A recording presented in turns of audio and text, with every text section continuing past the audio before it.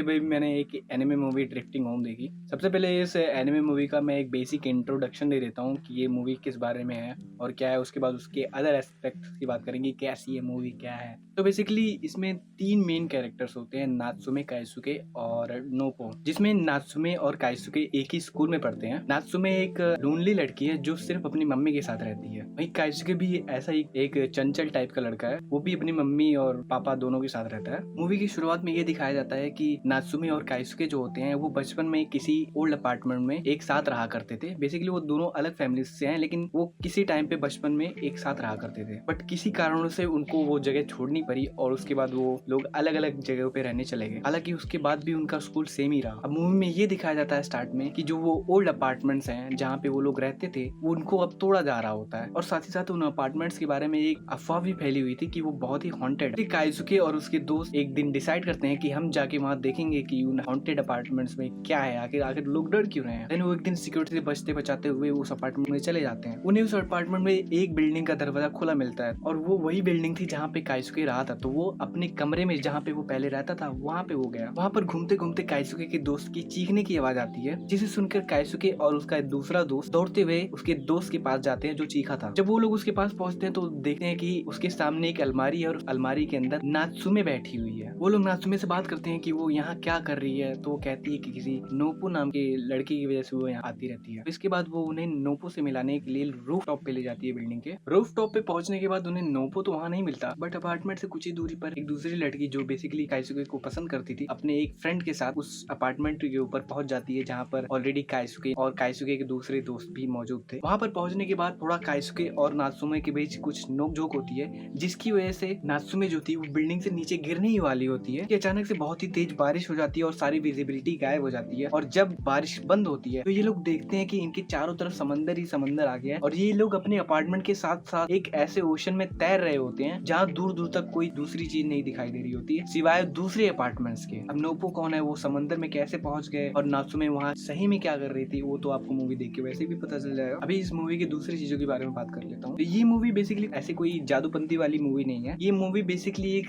Core emotion को carry करके चलती हुई जाती है। कभी कभी ऐसा होता है कि कोई चीज जो हमें लगता है कि सिर्फ हम ही डिजर्व करते हैं और सामने वाला व्यक्ति डिजर्व नहीं करता, उसे भी अगर वो मिल रहा होता है तो हमें बुरा लगता है। पर ये मूवी हमें यही बताती है कि कई बार ऐसा भी हो सकता है कि जो चीज हमें मिल रही है और सामने वाले को भी मिल रही है, भले ही हमको लग रहा हो कि वो हम डिजर्व करते हैं, वो सामने वाला डिजर्व नहीं करता, बट वही चीज सेम वैल्यू उसके लिए भी रखती है जैसी हमारे लिए रख रही होती है। मूवी का रन टाइम 2 घंटे का है, नेटफ्लिक्स पे अवेलेबल है इंग्लिश में। जाओ देखो, दवा खाओ, सो जाओ।